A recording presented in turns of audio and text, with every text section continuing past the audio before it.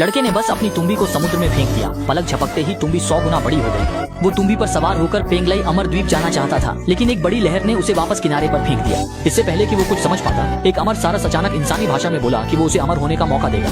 इतना कहते ही उसने लड़के को एक रहस्यमयी चिट्ठी दी।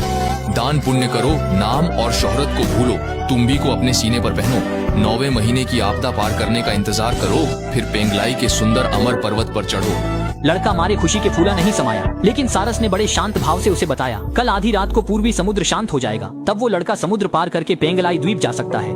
दरअसल उस लड़के का नाम ली शुआन था। वो बेहतरीन हुनर वाला एक चमत्कारी वैद्य था और वो अक्सर गांव वालों का मुफ्त में इलाज करता था, जिससे उसने कई लड़कियों का दिल जीत लिया था। लेकिन एक दिन ली शुआन एक मुसीबत में पड़ गया। एक लंगड़ा आदमी बैसाखी के सहारे उसके पास इलाज के लिए आया। उसे उम्मीद थी कि वो उसके पैर की अपंगता ठीक कर देगा। ली शुआन ने जल्द ही पता लगा लिया कि ये जन्म से ही हड्डियों के ठीक से विकसित न होने की वजह से है। उसने अपने खानदानी खजाने जादुई तुम्बी को निकाला। पल भर में उसके अंदर से कुछ सुनहरी गोलियां निकली, लेकिन उनमें से कोई भी गोली जन्म की अपंगता का इलाज नहीं कर सकती थी। ये देखकर वो आदमी निराश होकर मुड़ा और चला गया। उस आदमी की उदास पीठ को देखकर ली शुआन का दिल भी अपराध बोध से भर गया। इसी वजह से शुरुआत में वो सब हुआ था। पेंगलाई अमर द्वीप जाकर अमृता का रहस्य खोजने के लिए ली शुआन अगले दिन सुबह सुबह जंगल में तरह तरह के जंगली फल तोड़ने लगा, ताकि रात में समुद्र पार करते समय भूख लगने पर उन्हें खा सके। लेकिन तभी उसने अचानक एक छोटी खरगोश परी को मदद के लिए चिल्लाते हुए देखा। वो बस नीचे गिरने ही वाली थी। ली शुआन ने बिना सोचे अपनी तुम्बी फेंकी और उसे खतरे से बचा लिया।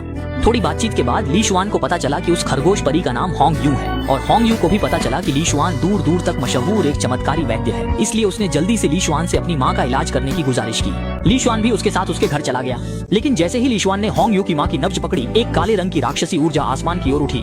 वो तुरंत समझ गया कि ये जई नाम के खूंखार जानवर की राक्षसी ऊर्जा है। उसने फौरन तय कर लिया कि होंग यू की माँ को जई जानवर ने काटा है। कहते हैं जी बाघ जैसा दिखता है, लेकिन उसकी पूंछ गाय जैसी होती है, उसकी आवाज कुत्ते जैसी है और वो बहुत दुष्ट और खूंखार होता है। वो इंसानों को खाने वाला दरिंदा है। जी के काटने पर जिंदा बचना मुश्किल है। मुझे जल्दी तुम्हारी माँ का इलाज करना होगा। होंग यू ने ये सुनकर कहा कि आम जड़ी बूटियों का कोई असर नहीं होता। अगर कोई खास चमत्कारी दवा नहीं मिली तो उसकी माँ कल तक नहीं बच पाएगी। ये सुनकर ली शुआन ने बताया कि पूर्वी बंजर जमीन में एक जादुई पोसुओ फल मिलता है जो इस बीमारी को ठीक कर सकता है, लेकिन रास्ता बहुत लंबा है और पैदल जाने में वहाँ पहुँचने में 3 साल लग जाएंगे। मुझे थोड़ा जादू टोना आता है। मैं आत्मा को शरीर से अलग कर सकता हूँ। उस पर जमीन हवा की पाबंदी नहीं होती, वह जल्दी पहुँच सकती है। लेकिन अगर मैं आज आधी रात तक वापस नहीं आ पाया तो 9वां महीना करीब आ जाएगा और मैं समुद्र पार करके अमर नहीं बन पाऊंगा। होंग यू को बेहद दुखी और मायूस देखकर ली शुआन ने तुरंत एक फैसला किया। वो खतरा उठाकर होंग यू की माँ को बचाने के लिए चमत्कारी दवा लेने जाएगा। ली शुआन ने जान बचाने आत्मा अलग की, दवा लाने पूर्वी बंजर जमीन की ओर गया।